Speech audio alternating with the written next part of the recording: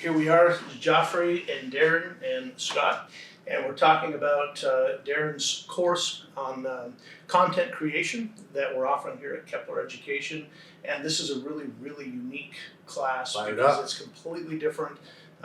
Still in a classical tradition, still kind of in the 100%, vein, absolutely. but gearing more toward a career-oriented.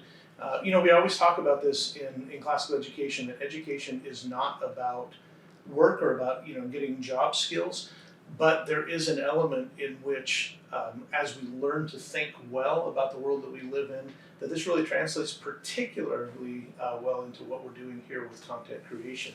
So yeah Darren, absolutely. Well, and that makes me think too, as a filmmaker, content creator, producer, editor. I mean, I've cut my teeth doing all those things and now still do the majority of that for my own work. I still, when I became a Christian in my mid-20s, obviously we all have a story of how we get where we get to, and as someone once said, you keep falling down those stairs, right? And eventually fell into a classical Christian education worldview, idea, model, and then just the idea of being a lifelong learner, something that you hear a lot in these circles, So I'm familiar with all of that. I've helped start 2 classical Christian schools in the past, and boots on the ground, being a part of raising the money, administration, all that stuff. So I get it. But the last couple of years, I think we've seen a major shift in regards to what is actually being required. If not so much required, what are people who are actually hiring people looking for? And I remember talking to Gary DeMar, someone we probably all know some of his books and his work. And one day I was talking to Gary and we were talking about this, and he said, Darren, I don't care what's on someone's resume in regards to where they graduated from or degrees or any of that. I need to know if somebody can show up here and learn how we do things here. Yeah. And so that definitely goes with the lifelong learner, right? I mean, can you learn to learn, right?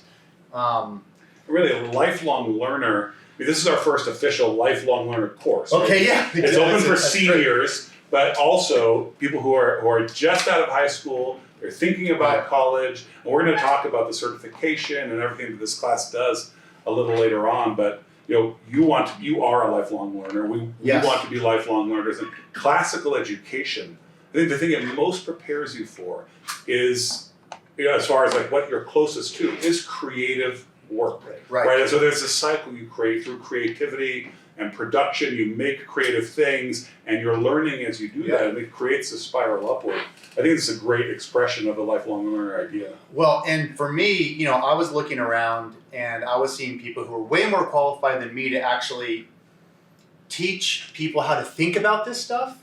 I mean, I would look around and I'd say, these people are so articulate and they can they were so smart. But I've also believed that God does find all these little niches for us, right? And I really believed my niche was, okay, listen to all the other people you can listen to. What I want to focus on is just getting work done. Well, and that comes back to something you just said about people who are more qualified. So we need to qualify what is more qualified, or what qualifies. And I think part of what you said, the big shift is we're seeing what qualifies or what we're looking at as the standard for qualifications is changing. It's not necessarily sitting in a classroom. It's not necessarily having gone to a particular institution. Right. But what we're able to actually learn, going back to being a lifelong learner, autodidactic, right? And then how do we learn, and how does that translate into showing people how to do this? We have the idea of mentorship as an apprentice as well, right? Yes. Guilds, right? And that was something where I just kept finding that I was starting to do with people, with clients, even friends, because that's what I had. When I got into filmmaking, I went right from high school, didn't go to college, so I started my own film production company, which, because you can do that, you could just say I'm starting a film production company, the day after high school. And with my best friend, I said, we're just going to go and do this. And so it was weddings, it was, bar mitzvahs, and it was like any event you could do. We're going to be filmmakers. And it was like, all right, here comes the birthday cake, and it was like getting the shot of the birthday cake, right? But we were doing it, right? But my career in music videos and film and commercials and documentaries was because early on, I was meeting other filmmakers. I was meeting guys, who were veterans. And they'd say, come down on the set. Of course you can come down. Hey, this is my office space, If there's an open corner, I was up in the valley about an hour away from Hollywood proper. They'd say, and there's a futon there. If you want to crash, if we're on a film production, there was this open community. And the arts have that. It's one thing about arts. Yeah. The arts have this really great kind of work, just kind of get things. It's really weird. It's this fine line between complete communism, socialism, and then there's just hard work, get things done, bust it just 24/7. I mean, I'll still meet people and they're like, oh, we're working on a local stage production of something in town, right? I'm like, oh, that's great. Yeah, we've done 9 18-hour days getting the set built. It's all for free, because no one makes money in theater, right? But within theater culture, within the arts, there's this let's get things done. And I've always been fascinated by that and the hard work aspect of it. But all these people mentored me, top people. And so that's just part of my DNA, is that's what you do. You show people.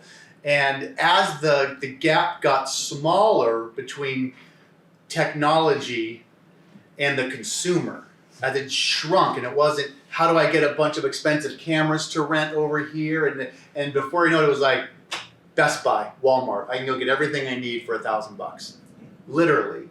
As that was getting shorter, and that distance was, the gap was closed, I was realizing, well, I could be communicating this to everybody because everybody's doing it, So I get really excited by that mentoring, process of it. And that's definitely one aspect, that I think that we're offering here, and that I'm offering, is because, and I want to be careful saying this, because again, you don't want something to come across like, is he boasting? Especially we as Christians have a hard time, is that boasting? But in the marketplace, I personally don't like that there are a lot of people, and I do have a qualifier for this. I want those who think clearly, and they say, well, there might be a contradiction in what Darren's saying here. I'm going to point it out.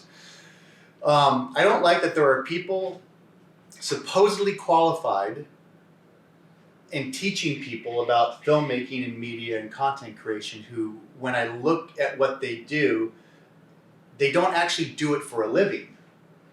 Okay. And I believe that creates a different set of Now, are you talking about something different to this, or are you talking about the guy that you see on a Facebook scroll or social media scroll? Right. Who's Well, like, I'm going to teach you, I'm going to teach you Right. about film. Or maybe a mass communication professor at State U. Yeah. Yeah. Yes. Yes. And so, although ironically, that guy might be more qualified that you have, because more people are popping up and they're like, "Hey, I've done 5,000 weddings," and you're like, you know what? That dude's legit. Mm-hmm. But the idea that at film schools, that there are people who are teaching you about film production. We were looking at some stuff just the other day, and one of the biggest film schools on the planet, spending $80,000-$90,000 a year, or program, I should say.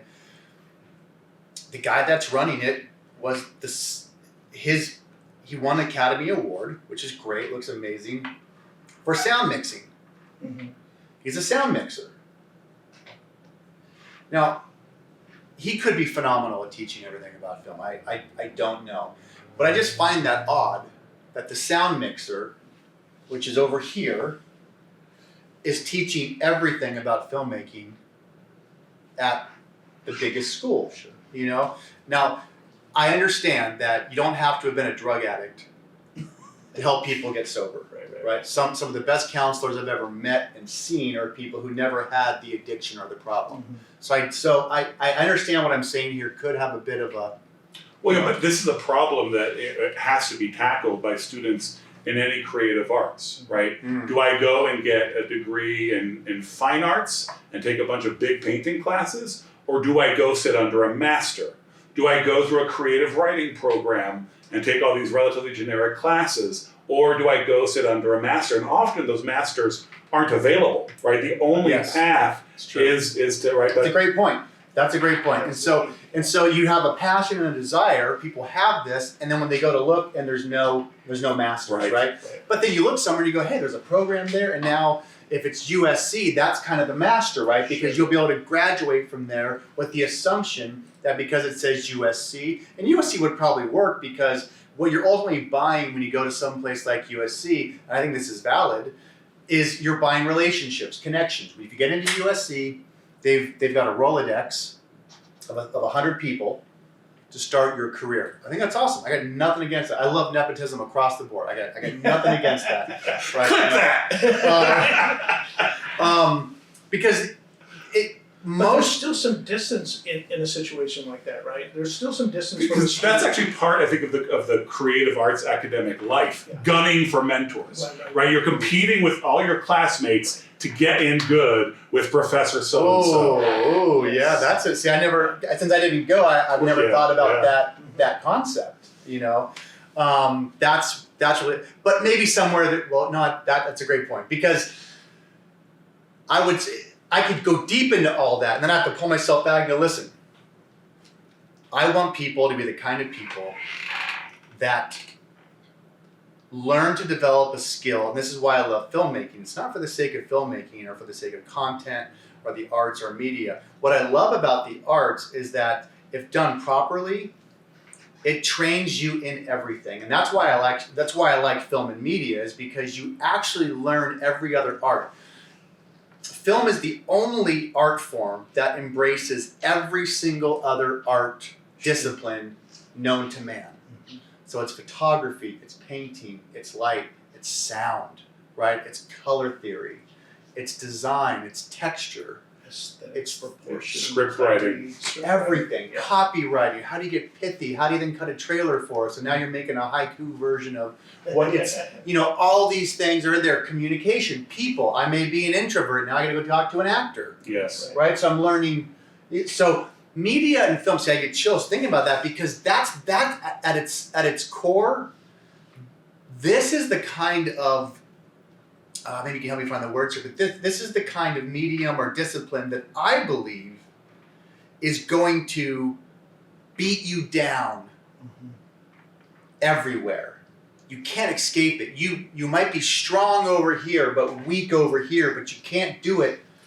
You're talking about a holistic approach to development in terms of development. You can't hide. Yeah. You can't hide. You can't just say, well, my strong suit is composition and lighting, and then sit there in front of an actor and say, can you just, Yeah, right. Now some actors say, just tell me a little more, a little less. That's cool, right? But for the most part, there's hand holding. There's, and there's rhetoric in that. It's, if you're a director, you have to know to walk into a room. If you're talking like me and I look around and I realize that my voice being loud and my energy is making people uncomfortable, then if I have to draw back and say, hey, what do you guys think about this scene today? Well, you're talking about a lot of hands-on practical learning, how to interact with all of these different arts, right? But doing it in real time. Right. Can we go back to what you said earlier about when you started down the track into filmmaking, you met some mentors. How did you meet some of these people? How did you get connected with people who helped you and mentored you? What was the doorway into that? That's a great question. Well, I mean, when you're young, I was very fortunate. I was 18. I'm 30 miles from Hollywood, from the film capital to the music capital. I can drive down and I can go see a band, and see all these bands. And it's 1990, 91, 92. So it's Red Hot Chili Peppers, it's Jane's Addiction, it's Primus, it's Nirvana. I mean, we're seeing all these bands at clubs. It's Smashing Pumpkins in a room smaller than this, right? And afterwards, you can go in the back and talk to them and say, could I please make you a music video, right? And they usually say, no, but we are making a video with so-and-so, and here's our friend right here. You should talk to him. And hey, can I just come with you? You know what I mean? I'll work on the set. I'll do whatever. I'll get you coffee. I do all like that's for real. So there's some humility involved in basically let me let me show up and serve. Work for free. And figure out how to learn. Yeah. You work for free. Man, if there's one thing, I don't know why I'm so passionate about it, but you have to work for free. Mm-hmm. Like, I work for free every day. So how does this touch? I work for free every day. Wow, that actually opens up a whole can of worms. But let's have a tiny little. As do you, and as do you. Right, Sure. right, exactly. We all Because do. We're passionate and we're cooperating. And we don't say, well, Generous. I'm making X amount of You money can't, with my right. business right now, and I've hit my 9 hours. Yes. Right. Now I'm going to go relax. Just so. And it's that way for us, across the board, whatever our position is, whatever our age is. But maybe unpack that a little more, thinking about a 19-year-old taking this class. Why, and I'll just phrase it in a potentially negative way, why doesn't this class equip me to skip that phase? Why is it important that, where am I when I graduate from this class and I've decided I'm in media now? First part of that, where I think you were going with it, is working for free. 19-year-old says, "Can I skip all this?" You were saying, like, what is that? What Right. you're saying? Like, Yeah. and just get to a skill that gets me a job and I get paid. Yep. Okay. One is because it's not how the world works. So it's not the way the world Little works. dose of reality right there. Okay.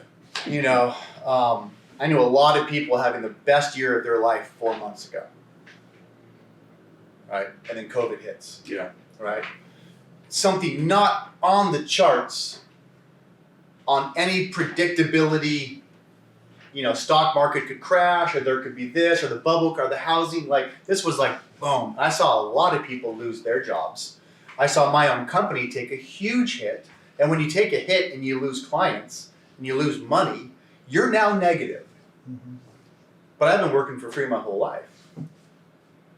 I didn't like it. Mm-hmm. It's fun to work for free when you're 19 and 20 and 21 and 22. I've developed, I have more responsibilities now, but thankfully I've done enough free work, and I still do free work. I do free work all day long. I've never stopped doing free work, developing ideas, talking to people, meeting local businesses. Well, let me draw Right. a concrete line to help our viewers. Because you are always let me just answer the question. You are always going to have to work for free. Yes. So learn to work for free now, because you're going to always have to work for free. But here's a why, and tell me if you agree with Okay. this, if you put it another way. You have to work for free because you're building who you are, Sure. right? And then it comes to the point where you are selling yourself. Yes. Right? So then I have to be able to say to people, this is Joffre, and I've been working my whole life to build Yes. Joffre's skill set and what Joffre has Right. to offer. Right. And a lot of that, like if you start counting hours and Yes. counting dollars, Right. that was free. I was building Joffre. And what I like about always working, always doing things, always creating, always working for free, is when you get into the right room with what I call the right group of killers, the right kind of people that have lived a life worthy of then bringing you money. So when you get into a room and you're hoping to get $30, $40, $50, $80, $250,000 a year for it as a job, right? Anyone that's willing to pay you can smell you a mile away. Sure. If you've been putting in the hours and putting in the time and putting in the years, because they can tell that you're just full of wounds. You're full of scars. And they go, I like that. That's the kind of guy There's an that we'll intrinsic, write a check for. yeah, there's an intrinsic development, right? Yes. There's this intrinsic development, humility, we learn hard work. Understand a conversation we had a couple of weeks ago that sometimes, dollars to hours, these don't correlate. There's something totally You'll different. go insane. Yeah, You'll go something insane. totally different going on in the world, and so and this is a pathway I think for a lot of young people. I remember in the ministry, guys that were going through, the preacher boy school or whatever, would have a lot of, just Preacher boy school. yeah, just they would have, and I don't mean just in seminary, but I mean training in a local church. Yeah. And their work was going to be, hey, you're out pulling weeds. Right. You're taking, food over to Right. to somebody. I mean, if I'm not mistaken, step one in show business is fetching people coffee. Sure. Yeah. Well, I used to bring interns in to, our company, years ago, back when you actually used to have to fill out FedEx forms. You ever realize how, you don't do that anymore. They fill it out for you. So if you go to FedEx, there's nothing for you to fill out anymore. They do it, right? Because apparently it was way too hard for people. And so, I would, have interns, that was the first thing I'd have interns do. I'd say, you're going to learn to fill out a FedEx form. And it would be hard work for them. And I would teach them how to pick up a phone, and make a phone call. Sure. Hey, this is Darren. I'm calling for Scott. Is he available? No? All right. Well, will you take a message? Great. Let them know that Darren called. My number is 805-427, right? All right. And what was your name? Cindy? Hey, Cindy. Thanks so much. Appreciate it. You make it seem so natural. But yes. it would take people weeks But to do that. These are the kinds of soft skills that Yes. people talk about that, you can learn them and talk about them in a liberal arts education, but then actually applying them, practicing them, becoming a little more. Spoiler alert, week 2 of my class, my students are going to have to go into a local business, cold call, walk in, there'll be some prep in regards to what business they choose, and they're going to have to walk in, and that's okay, we don't want them. Yeah, It's fine. They have to walk in and say, hey, my name is, I have a class, I'd like to know if I could take 10 pictures, I did some research, I noticed that you don't have any social media, would it be okay if I started up an Instagram account for you? Fantastic. And at the end of a week, I'm going to take some videos, some pictures, I'm going to turn the whole thing over to you, and it's yours. I want nothing from you except the opportunity to use your great establishment as a template, right, for making really great content. And hey, by the way, if a month or so later, whatever's happening there, and you maintain it, is kind of getting you some traction, give me a call. I'll come back and do another week for free for you. I think there's a lot about this class where you're going to be throwing people into the deep end, but with floaties on. Absolutely. Because the skill of being able to do that and of doing it for the first time, that's such a big deal. Like I went and I did that, but being able to start that off, of course not. I'm in my 40s. It's still. And you don't get to do now that you're in your 40s. I dread it. You don't get to say I'm in a class. Right. Right. So you have a little bit of protection, even as you're being made to go out. That's such a Well, that's a great this goes point. back to you saying, you still haven't got used to it, or it's still Yeah. so. Well, it's because there's certain things that we do that we learn to have to do, not because we get used to it and get good at it, but we get comfortable being uncomfortable. Right, absolutely. Right. And that's we get to the place where I've been here before. I know this anxiety, and a student will learn hands-on, not just going through all that have the book smarts, but now they're going to walk into a situation where they already know this. And it's something I never thought about before. I was looking at Romans 5, 3 through 5, and I kind of did my own translation so no one burned me at the stake. But Paul talks about, what leads to this, and this leads to this, and this leads to this. And I was thinking about it in the sermon. I was like, this is kind of what I've been talking about. And I got really excited because it's always great when you maybe think what you're doing is biblical, right? And so for me, I took Romans 5, 3 through 5, and kind of just reworked it. And so hard work, and by hard work, I mean create every day. You got to do something every day. It's hard work. Leads to patience. Mm-hmm. And by patience, you're learning new skills with zero results. Right? When you learn something new, there's no payoff right away. Right? So hard work leads to patience. Patience leads to experience because you've done it over and you got It's this It's an intrinsic payoff. It's not a. Yes, right? And experience then leads to confidence, right? Or I think in Romans says hope, right? But the confidence is because you've been there and you've done that. Yep. So all the other things, the hard work, the patience, the experience, it doesn't shake you. You're not the kind of person that can be shaken easily, because you've done it. So even though I am still nervous to walk into a business and offer my services, or get on a call, I had a call today with potential huge client. I was so nervous before that Zoom meeting, and I knew one of the people on it really, really well. He was in my corner. He set up the meeting. But I'm like, man, okay. So I know, but I've done it so many times, it doesn't cripple me. Sure. Right? It still makes me, when I get off that call, right? But it doesn't cripple me, And so I know I can do that call because I have the confidence, I have the hope, because I've done it so many times, And so even asking a student to go and do that, if they accomplish that, they've already gotten their money's worth. Sure. I mean, literally. Yes. Mm-hmm. So parents should be thinking in terms of, wait, you're going to get my child to walk into a place that they don't know, introduce themselves, offer a service for free, and then do some hard work for those people, set something up for them, and actually be blessing them and gifting them with something for their business. And by the way, what I love about what I'm teaching people to do is I didn't give them an assignment. And then someone says, here's some assignments I've done. Within the first couple of weeks, my students are going to be able to say, do you want to see a campaign that I just finished for Bob's Burgers? You're going to come out of here with a portfolio. Yeah, but a portfolio of real work with real people, real clients, real businesses. Not that here's what we did. We created our own cereal box, and here's the cereal box design. Like, no.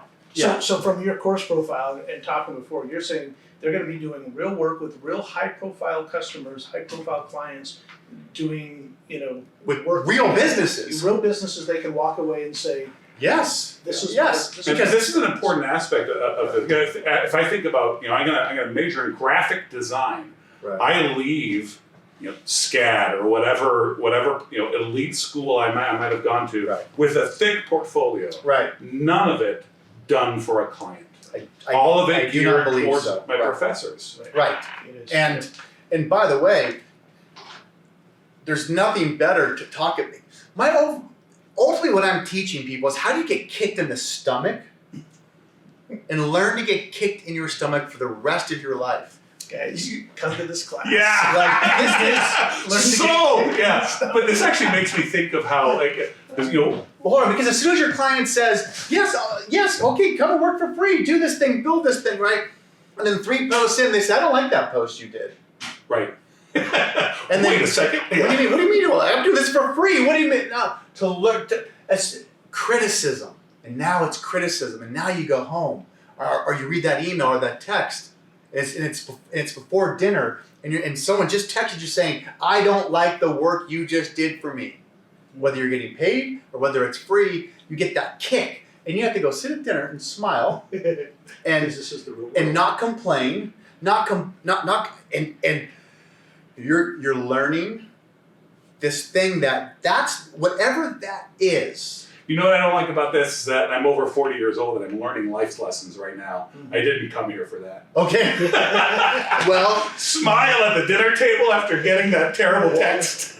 Well, but you're right. I think it was great. I think it was Greg Bonson and some random thing I'd listened to at some point. I went through all of his works, and he said, I can't think of anything worse than a man complaining about his job at the dinner table. Yeah. With food in front of him, providing for his family, roof over his head, and then just a spit on the job. And man, that cuts. Look what a complete education this class is going to end up being. One of the thoughts I have, listening to all this and kind of chewing on it, is that when you first started talking about we're working for free and this we're young and so we're going to learn how to get kicked in the stomach, and so then I have the thought, there are going to be people looking at this class who might see it as a shortcut. Right?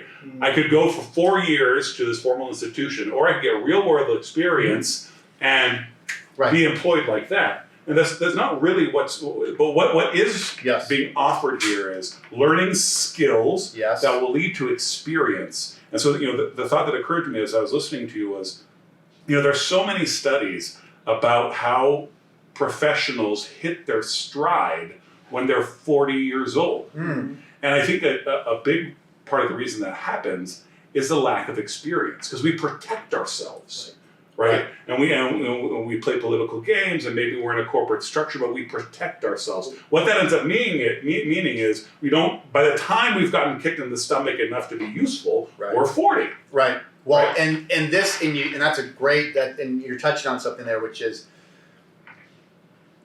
the protection. I believe, happy to be wrong on this and challenged, I believe the majority of institutions out there educating people are actually creating an environment, not even an environment, I'm talking an entire web of protection. So everything is protection based because we're going to put a committee together, we're going to get 4 people, we're going to roundtable this idea together, and then we're going to then we agree. Now if we all agree on it, we can't all 3 be fired, right? And then because there's no leadership really, we've all made sure we've cut up all the responsibility, and then we come back, and if the client says we don't like that, hey, client didn't like it, but we all agreed on it, so right. So there's no and what I'm trying to teach people to do is, and this is kind of the shortcut aspect, but it's a painful shortcut, is learn to take responsibility, learn to make stuff, learn to be the kind of person that says, I will get that project done, and the quicker you get it done, and the client says, I don't like it, then I'll do another one. Then I'll do another one. I'll take forward, let's do another one, as opposed to I'll come back in 6 weeks. How about I come back in 6 hours? Let's get this ball rolling. Right. I like this. What you're in essence doing, and I just want to clarify a couple of things, and maybe even look at the course objectives. Yeah. Kind of put those together with what's being said. Not, this isn't this. We're not going to, you're not beating up the students. This isn't a brutal class. However, this is a. Oh, it's going to be fun. It's going to be fun. But it's a personal responsibility, cutting out a lot of the dead wood, Absolutely. cutting a lot of the fluff, and like you said, kind of cushioning with all the committing everything to death. So we don't mean brutal in the sense of throw them in the snake pit, but we are going to say, here's the real world. Yes. Here's how to do this practically, and we're seeing a lot of different institutions actually do this. Something I've read about quite a bit called the Alt MBA, where instead of getting a master's that everybody has the same degree and there's millions of people. Here's 12 weeks of actual real portfolio experience, real world decisions making, personal responsibility, failing, shipping, doing all the things that you need to do. Right. And this is what you're offering, to students. And to sum this up, just to kind of put this in, I guess, in finer tuned words, from what we're talking about, they're going to learn how to film, edit, write, and design for the express purpose of communicating ideas and worldview through media.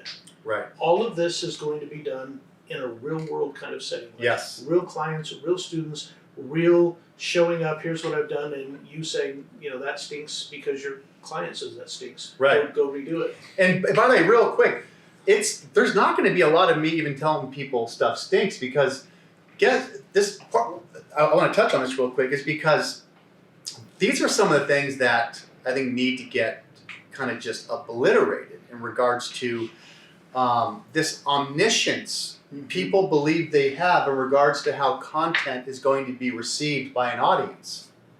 This is we could get deep on this. Yeah. Someone just sent me a picture today. Said, "Hey Darren, I heard that you recommend the Over app to do design work. I took a picture, I used it. What do you think?" Now, regardless of what I thought about it, I said, "Looks great. Go make 100 more. Try every font, mess around with things. I love it." What I'm gauging is it got done. Mm-hmm. It got done. He did something, and now I want to do 100 more, and I want to get better at it. But we could make 100 of those, put one out that we thought was amazing, and then put another one out, and all of a sudden it gets 1,000 likes, or it becomes the one that drives the most business. We don't know on any given moment, on any given day, on any given second of how human beings made in the image of God, as intricate and unique as we are, that we think we can decide how they're going to react to something because a phone call just came and they just lost someone, or they just lost a job, or they just got a promotion, or whatever it is, and we think that we can somehow, based on our skill set and our education and us understanding composition and aesthetics and all that this is a great ad. You do not know what will connect. You let the audience tell you. Well, and this touches, I think, perfectly on liberal arts. It touches on a classical education, because what so many people are selling is expertise. And what they should be selling is service. Right? I will work for you, and hey, you have to train clients sometimes for this, I'm sure. But I will work for you. I will make stuff, and I'll be learning. Right? And that's and people learn to trust that and appreciate the fact that you're making stuff. Because what so often happens is the so-called experts in any field miss the mark. But it's an orthodoxy. There's no other option. Yes. When you have a classical liberal view of how to approach things, then there are so many options. And let's see what sticks. Let's see what works. I mean, Jake was in the office today with a big phone, big Zoom call meeting, potential big client, and we were maybe 5 minutes in, and I looked at him. I said, let's go. Let's start. Let's go. I didn't ask money. I didn't ask time. I said, let's go. Because I can look at that guy and I know if I were to say, well, let's be measured here. I'd like to know what your budget is. First of all, even if the money was horrible, if we could say that, this company, this brand, I want to work with. I want to get better as an artist, as a creator, as a content communicator. This brand, if McDonald's calls me today and says, do you want to do a national campaign? And I said, yeah, of course, let's go. This is great. We're not going to pay you anything though. There's no director fee. I'm in. You're making a lot of artists nervous right now. and by the way, and they should be. And those who are nervous, if they don't get over that, like here's the thing. I was talking to someone in town, and he's done such a great job at just kind of embracing some of this stuff. I look at people every day who are artist creators who make stuff every day, and they post it, which I love. They're making stuff for free for themselves, and they're creating things. And then you call them and say, hey, I think I have an opportunity. Doesn't pay any money though. Nope. But wait a minute, you're going to sit and create your own stuff today. It's the principle of the matter. I remember someone said to me, when someone says it's the principle of the matter, just replace principle with pride. Like, what are you talking like? So if McDonald's calls me today as an established creator and says, do you want to do a couple of commercials for us? But there's I am in to spend that much time with the top executives at McDonald's and do.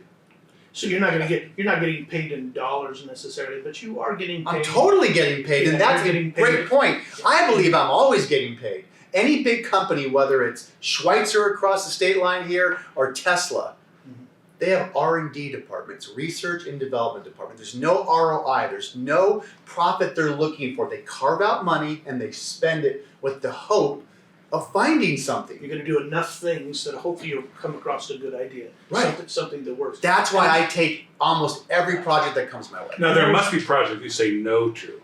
Why do you say no? What makes you say no? I say no to projects, and this is a great segue. You're so good at this. The reason why I want people to build up their own resume with real work, with real clients, with real businesses, is because what you do when you do that is you are establishing yourself as the authority. And what I don't want, and I want to teach people to build enough of a body of work that when someone calls you, whether to get money for it or for free, the number one thing they're saying to you is, I'm hiring you, you're the boss, I got cancer, you're the surgeon, you're the doctor, I'm listening to you, I'm going to shut up. If someone calls me and says whether it's money or no money, but I think they're going to be over my shoulder telling me how to do what it is I do, no way. It's not worth it. Right. It's just not worth it. And so being a free man starts with being a slave to something first. I'd rather people be a slave to the hard work, to the free work, to the grind, so that when they get out of those chains, now they're a free man and they can make those decisions in regards to what work they want to take because they have pattern recognition. They've done it so much that they know that client's going to be a pain. I'm not taking it, no matter how much they pay me. So it works the opposite way too. I pass on projects that I think are a lot of money, but my pattern recognition is that's ruining my life. I'm not doing that again, right? So it doesn't matter if it's free or a ton of money. You want to build up enough work so that when they call you, they know your work and they say, I want you to do what it is you do. And they stand back and go, do it. Gives you that freedom. Well, and that comes back to these last 2 points in your I felt like I was on a good roll there. Did you guys feel that? Yeah, there was a good fantastic. energy. That was a good energy. I was bouncing. Yeah. Because you said Almost an amen. becoming a finisher of ideas. Yes. Okay. So, we're going to do this over and over and over again, and we're going to do it because we're going to keep getting better. Chesterton's Yes. famous quote of, it's Anything it's worth doing badly. Yeah. Yeah. And then thirdly, how to leverage the power. This is almost, along the lines of what you were just talking about. Leverage the power of social media for the advancement of your career as a student. So learning how to get involved in and use the social media, but keep creating things so that you do become sort of the authority. You become the guy Right. that everybody looks to. Even if it's, Or gal. even if you're the,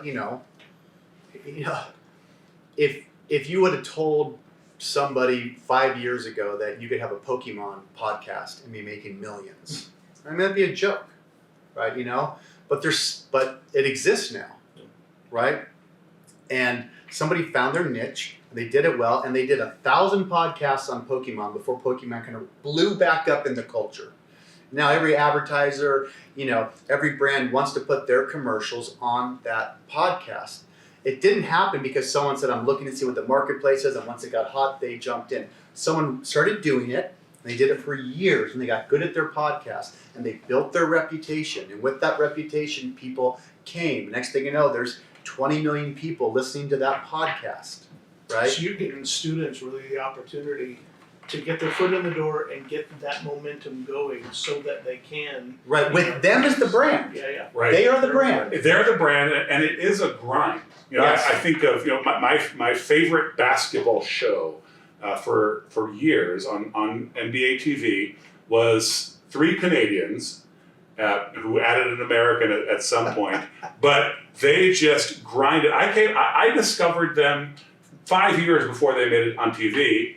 And I thought, hey, this is early days. They had been grinding for 15 years to become the basketball people. Right. Next thing, after 15 years, they're on NBA TV. I follow a YouTube channel. I followed them for the last year. 3 men who make a living off of it. And I watch every single video they make. Recently, they did a retrospective. They've been at it for over 10 years. I had no idea. Right. And part of what I think learning content communication and really harnessing social media is it allows people to see what you've been doing, how long you've been doing it, and when they see that, then they trust you. Mm-hmm. And so when I use the word brand, that's what I mean. I mean reputation. And we're at a point right now in the culture when someone can hit a button and see your reputation. Right. And by the way, and for good or for bad, you can be in charge of your reputation, right? That's really powerful. Once you realize that there's not a bunch of gatekeepers who get to control what people think about you, say about you. I want to talk about this for a second, so I don't want to interrupt your flow. No. Maybe before you get too far into it, I want to maybe raise this. We live in a democratic culture, right? So, and part of democracy is that it removes the gatekeepers, Yes. right? So everybody has access. But one of the problems with a democratic kind of culture where everybody has access Yes. is it's always a race to the bottom, or a lot Yes. of times what it is it's the lowest common denominator. How how do we take advantage of the gatekeepers are gone. This is it's been democratized. We all have Right. access to it. Like you said, you can go for $1,000 and have everything that you would need to Right. do a big movie. Yep. So how do you do this and yet still raise the bar and do quality work and not do the race to the bottom, but keep out of that race? Honestly, I think there's a lot of people at Kepler that could answer that question. Mm-hmm. Okay, there's unbelievably brilliant people who I think can answer that question better than me. I'm only concerned with getting people in the game now to start developing the skills. Whatever that answer is going to be, it's not going to work unless you put the hours under your belt of not the race to the bottom, but you got to get in the game. You've got to be horrible. So could we say then by the old idea of the counterfeit, the banker learns what a counterfeit dollar absolutely. Because it's not because you study counterfeit, you handle so much of the real stuff that when the bad comes along, you're like, so getting in the game, actually doing the work, you begin to discern. And by the way, being a finisher, meaning my students, there's kind of one goal. Everything we do is going to have a beginning, a middle, and an end, and we're going to get it done. And we're going to get it done every week. And you're going to start to create this habit very quickly. The thing about finishing, it's one of those things that when you start doing it, you don't need a year to get, I want more. You finish something, you want, the next day, I want to finish something else. There's something about when you become a finisher, something switches in you, and you can't accept leaving things undone anymore. You start to, that comes back to that counterfeit thing. Once you become a finisher, you now know, and it can change your life because once your eyes are open to becoming an actual finisher, you'll look around and you go, that's why nothing's getting done in the culture, is because people actually aren't finishers, they're round tablers. I just made that up. Because you equate the idea committees. We've talked about it, so therefore we must have done something, right? Committeers, right? And so doing this, it builds who you are, it builds your reputation. When we met, I think the first time we met, and this comes back to how we get shorthand with people. I think you walked up and I think you said, "Hey, we really enjoyed one of your movies." It was the first thing you said to me. That was shorthand, right? You said you saw some of my work, you liked it. That means I knew something about you. Now there was shorthand, and now we're already a year advanced on what it might take to get to know somebody at work, what are their religious beliefs, political beliefs, all of that. That little like button, I believe, is one of the most powerful things. I think they're going to go away, but regardless. When someone likes something or comments, and you use social media, the way I'm going to be teaching people, you start to make connections. And all of us being older can, I think, testify, or if parents are watching, you don't need 500 people to change your life. There's only, if you bump into the 1, 2, or 3 people, that your whole life can change. Whether it's a job, opportunity, marriage, worldview, you meet someone that's, there's not that many people you need to meet. I love what social media does, is it gives you a pool that is so massive. That means for me, opportunity, and when it comes to work and education, I want to see people have more opportunity. That's what gets me excited. This is such a side point, but we so often think about just the mass numbers and the big numbers.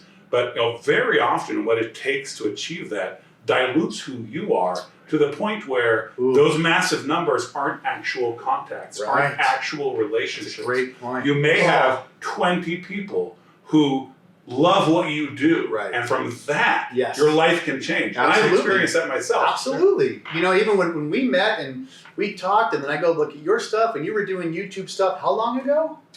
Well, more than 10 years. I mean, that's incredible, because now I knew, once I was like, wait, I went back and I looked at his stuff, and he was doing stuff 10 years ago. 10 years ago, a guy doing YouTube stuff, that's about as forward thinking. I think I'm all hip and clever right now and trying to promote this stuff. YouTube 10 years ago, that tells me. I'm going to break the fourth wall and say, this is how he calls me old. I know. He's done this several times. It's not true. And what's amazing too is YouTube is still one of the hardest platforms. As much as people talk about YouTube somehow being this layup, that's the hardest platform to crack. The hardest platform. It's an art and science all on its own.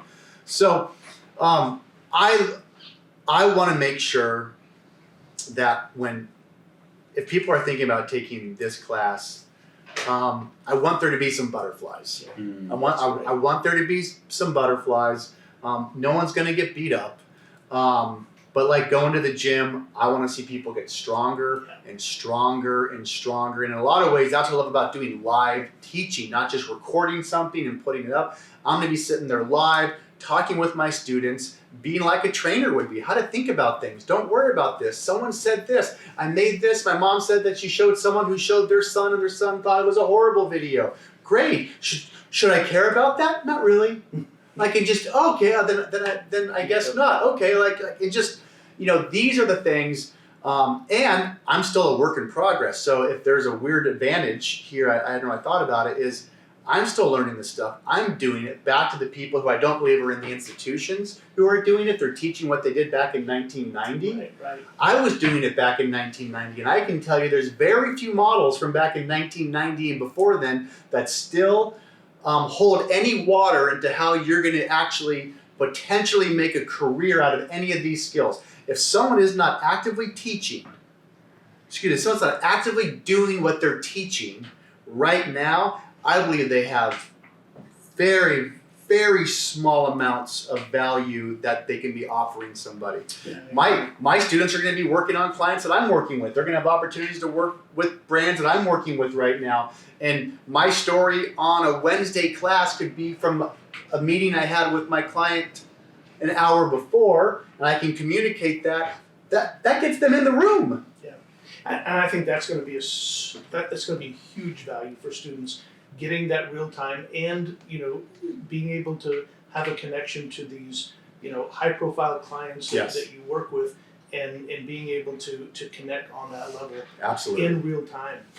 So this is a super hands-on, very activity-driven course. Yes. And we talked about this before, and I want to come back to it in a moment. But about you're really taking in a year, going to give students are going to gain what they would have gotten if they took a 4-year university degree. But they wouldn't even get that. I would say they're not going to get that not- because yeah. it's going to be outdated by the Right. time they get through it. Absolutely.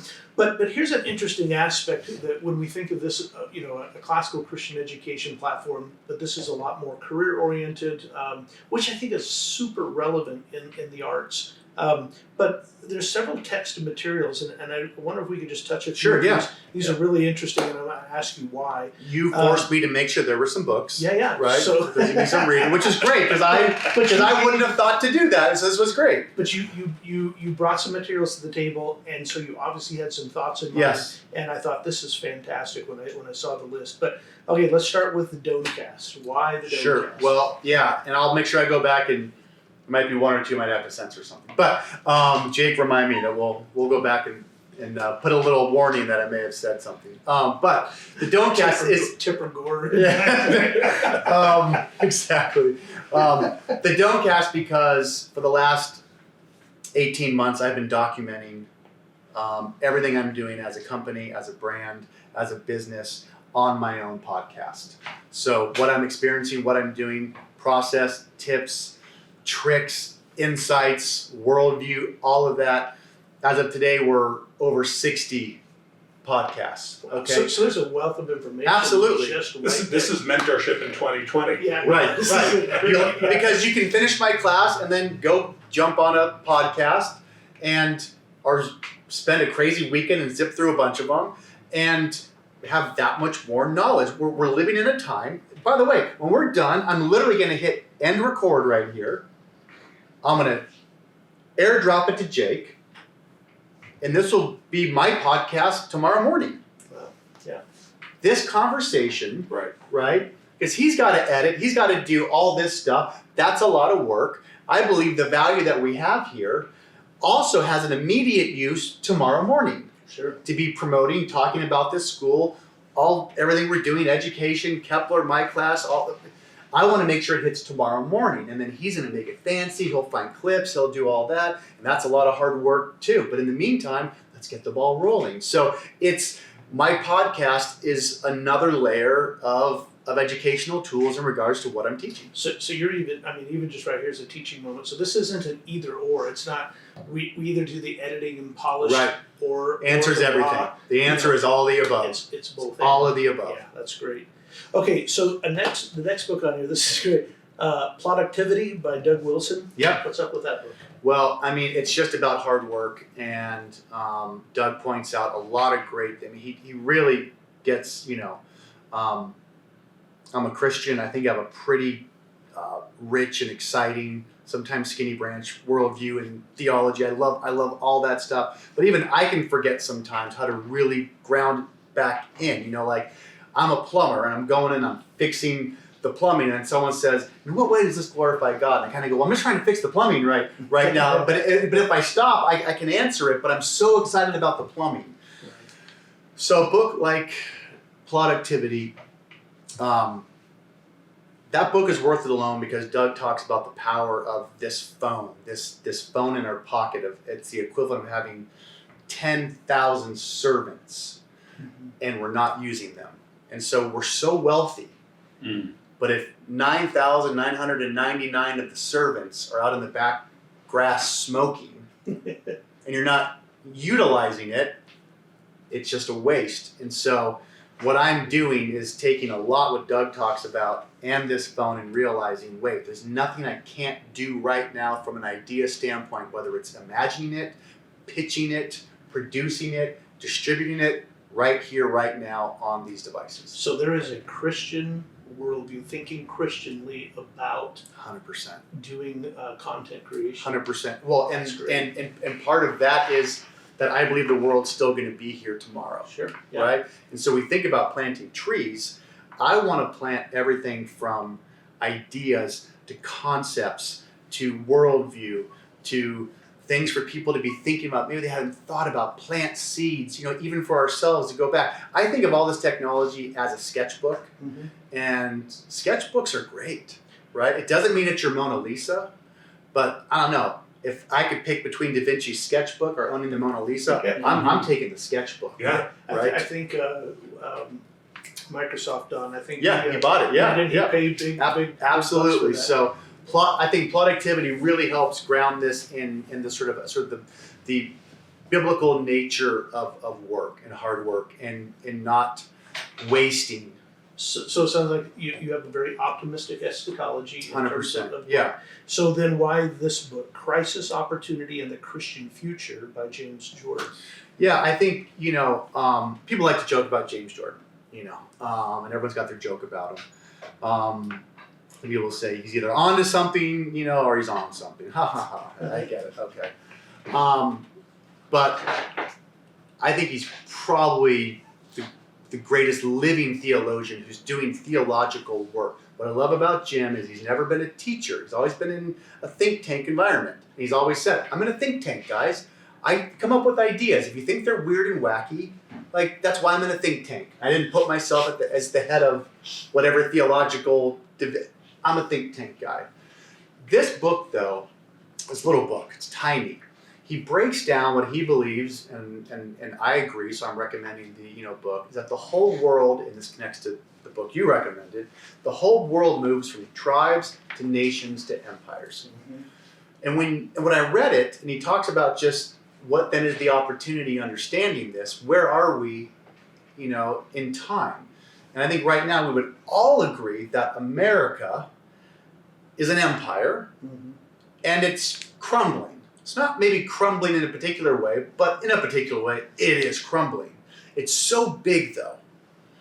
And Jim's thinking is, we start in tribes, then we band together with other tribes, we kind of become a nation. When you have a nation, now you move from just who are the patriarchs and the fathers, but now we're kind of coming together. We have a shared language, we have borders, we have a flag, we have colors, we kind of rally together, but then even those nations can get together and get bigger. Now you have an empire. Empires ultimately now are trying to control, and they have relationships with other nations, and nations have relationships with other tribes, but eventually you can't handle it, and it all cracks up, and it all falls apart, and then you go back to tribes.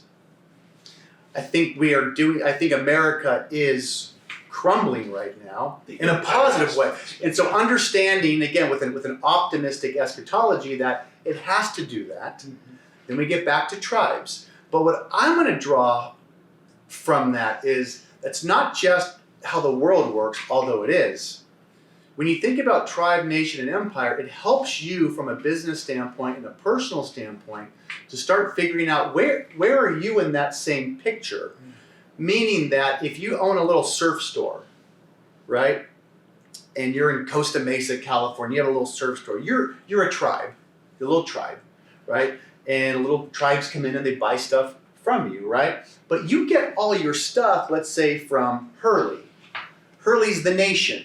The nation shows up, they have goods, you buy those goods, you can trust them because they're the nation, right? You know what I mean? Hurley was owned by Nike. Nike's the empire, okay? Now, I like using that picture because if you're the nation, if you're Hurley and you walk to the little surf store, you have a certain kind of conversation with the tribe. Little family tribe owns the family store. Hey, you know, how's Susie doing? Hey, how the kids doing? Hey, great. Maybe take them out to dinner, you know. You're the nation and you want the little tribes to be happy, right? When you go meet with Nike, a little bit different. You're usually going to Nike, you're going to the empire, talking about, hey, we need some more money, some more funding because all these tribes over here are selling a lot of stuff and if we could offer this, you know. Very rarely does the tribe talk to the empire. Okay, but nations have to be a go-between.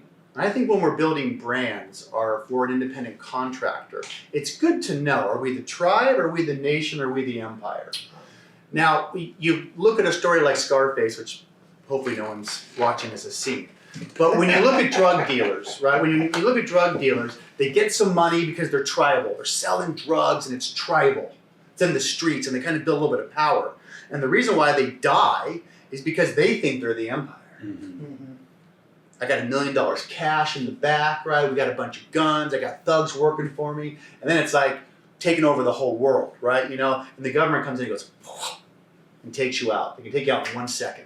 If they want to deploy armed men from the government, you're done. Even if you got millions of dollars in cash, you're done. And I use that horrible, wicked picture because we can do this in our own lives. We can get a job promotion. We can start acting like, I'm the empire, man. I got a little promotion. You have to know where you're at. And this book really helped me, and I think it's going to help students understand that you want to know where you're at, either in the big picture globally or even in a small little town. Because I think you can keep reducing it.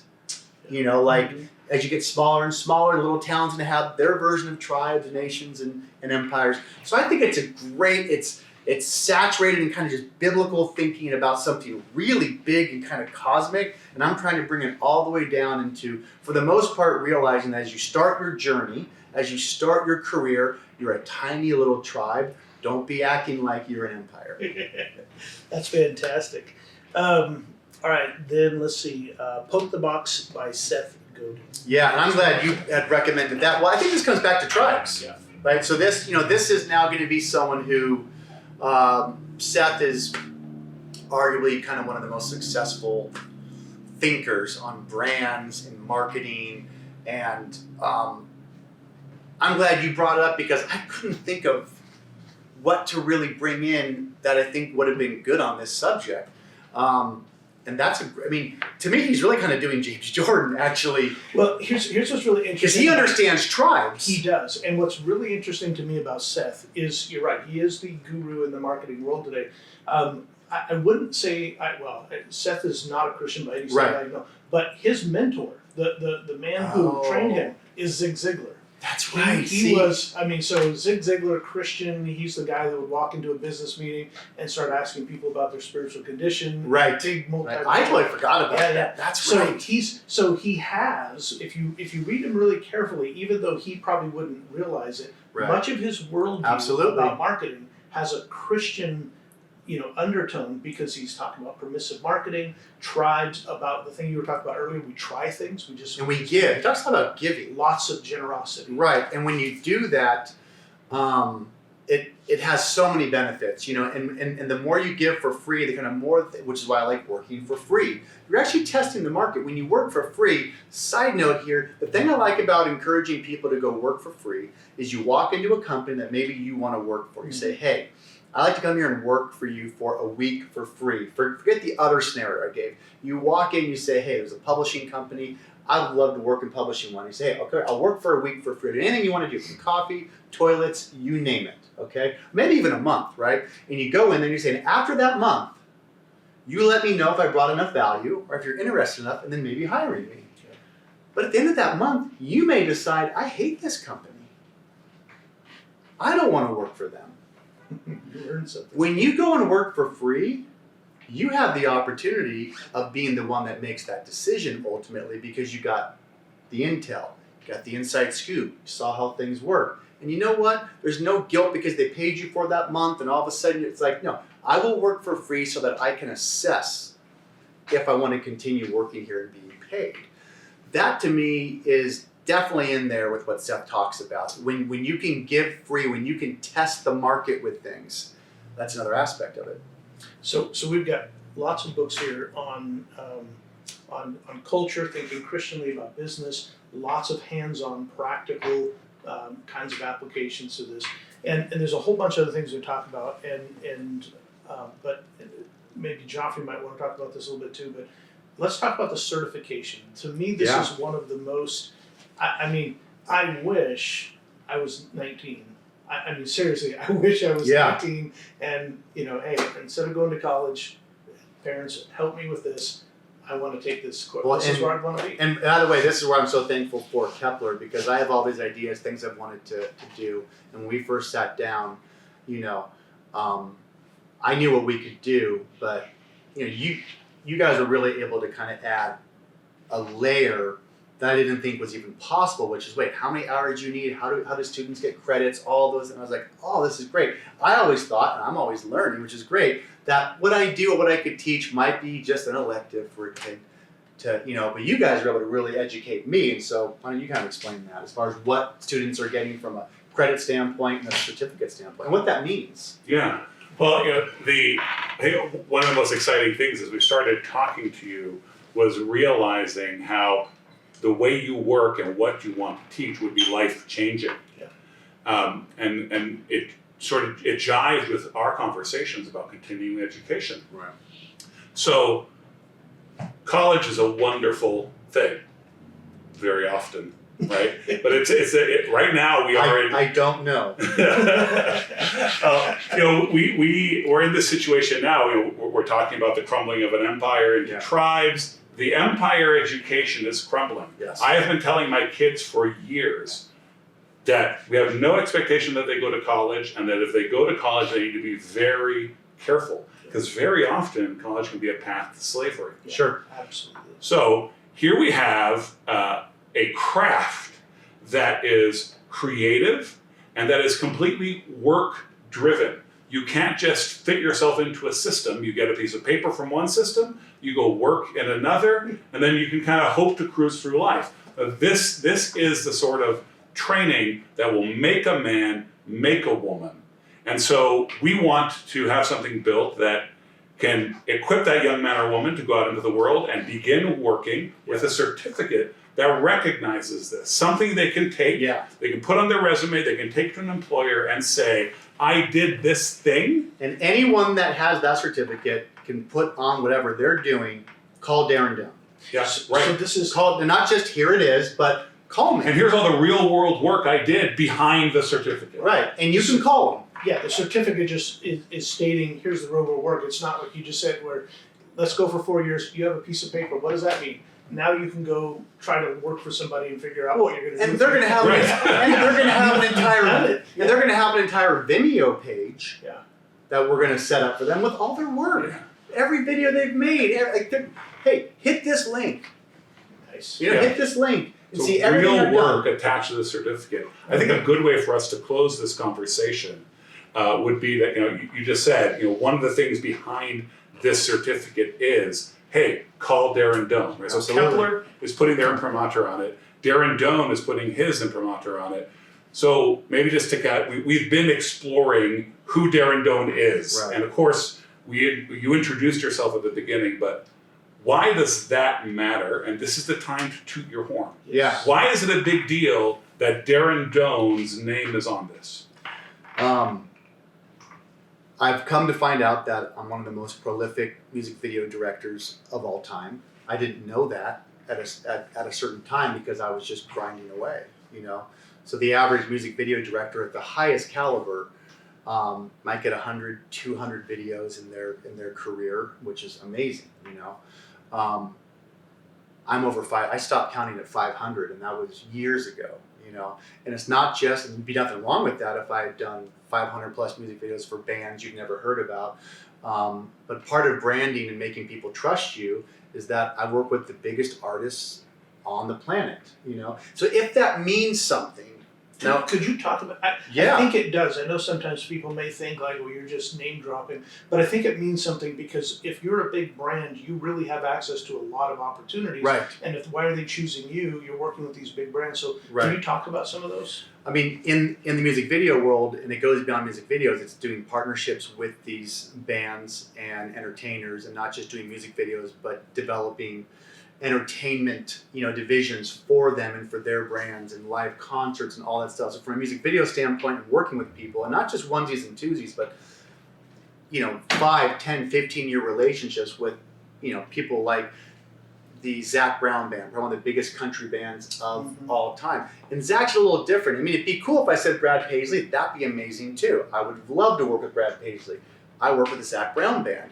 Working with them is even more interesting because they also have cookbooks, and they have clothing, and they also have furniture, and they have metalworking, and what from a business standpoint. So it wasn't just doing music videos for them, although it was, So if you type Darren Doane and Zac Brown Band, you'll find 11 music videos for some of their biggest hits that I've done for them. Or rock bands like Shinedown and Kid Rock and Jason Mraz, and back in the day Blink-182, and everything from contemporary Christian to heavy metal to rock. Again, Van Morrison's. If you're a parent watching this, I'm the only filmmaker that survived 2 years working with probably one of the last few legends of rock and roll still alive today. I think we could argue that it's Bruce Springsteen, and even he'd be on the younger side, but Rolling Stones and Van Morrison are probably the last links all the way back to the Beatles.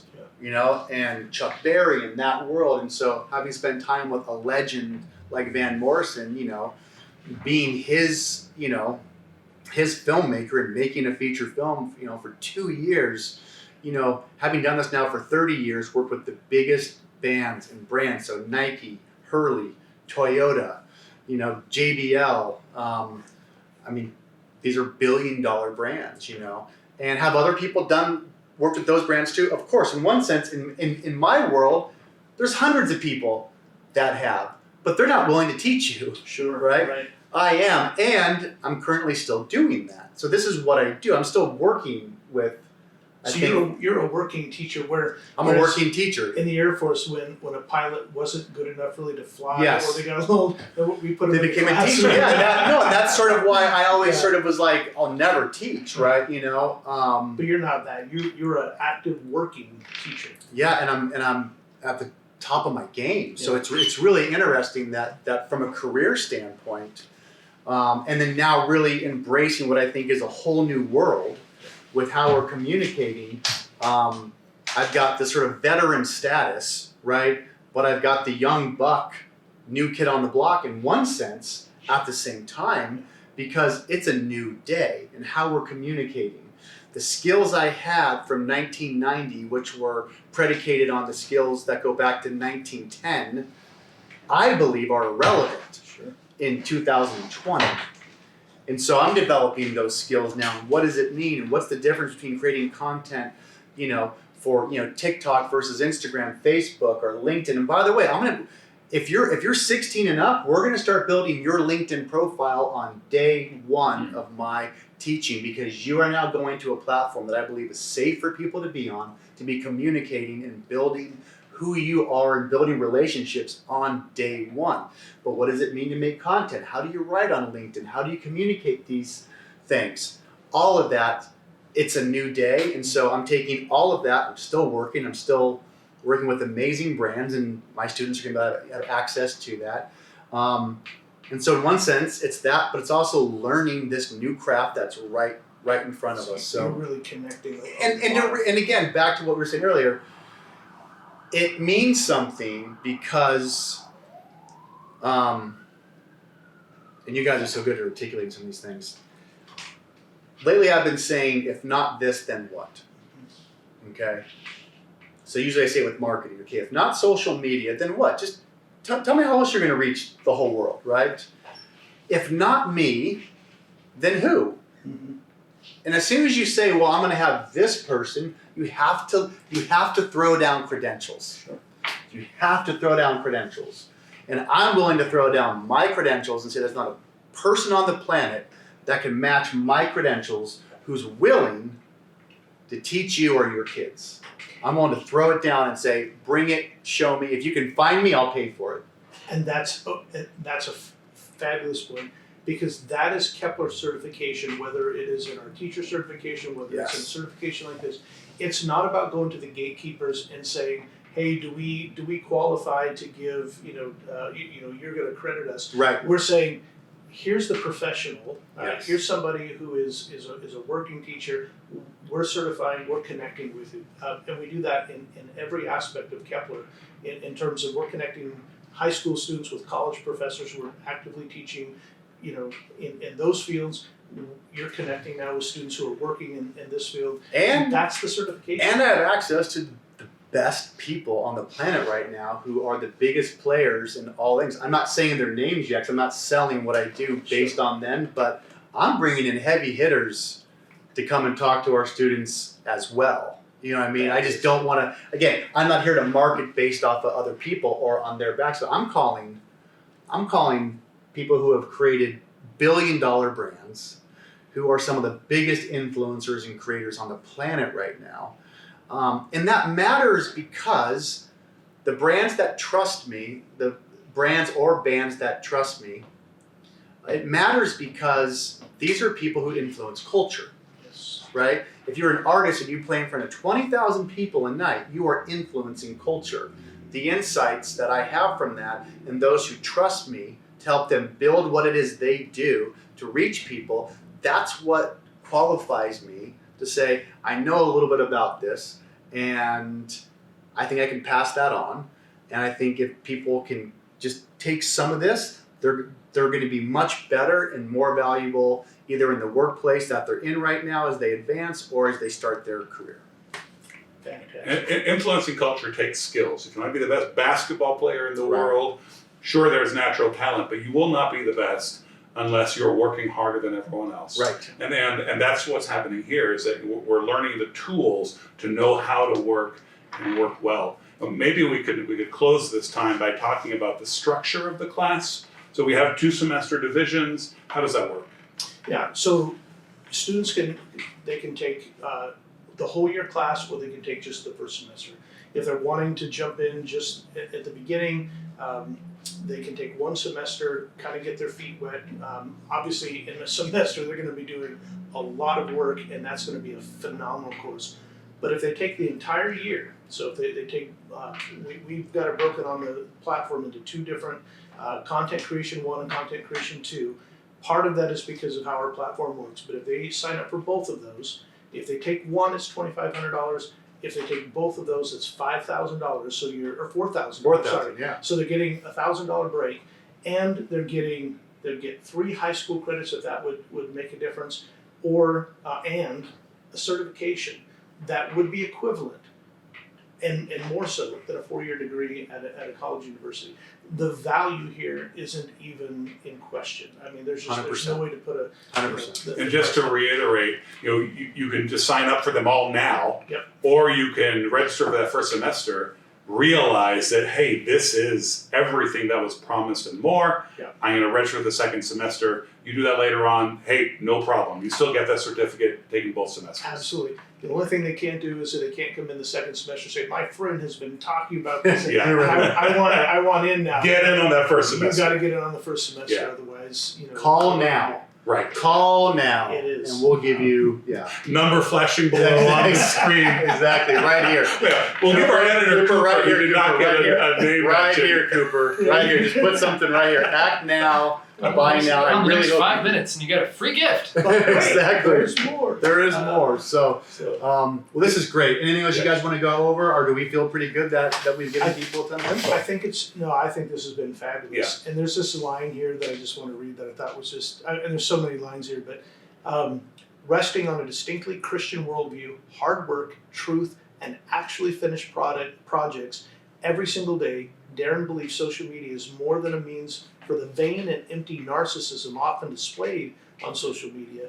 Instead, social media is a tool for honing one's rhetorical ability to be clear and winsome while simultaneously being humbled at the amount of work it actually takes to produce quality work daily.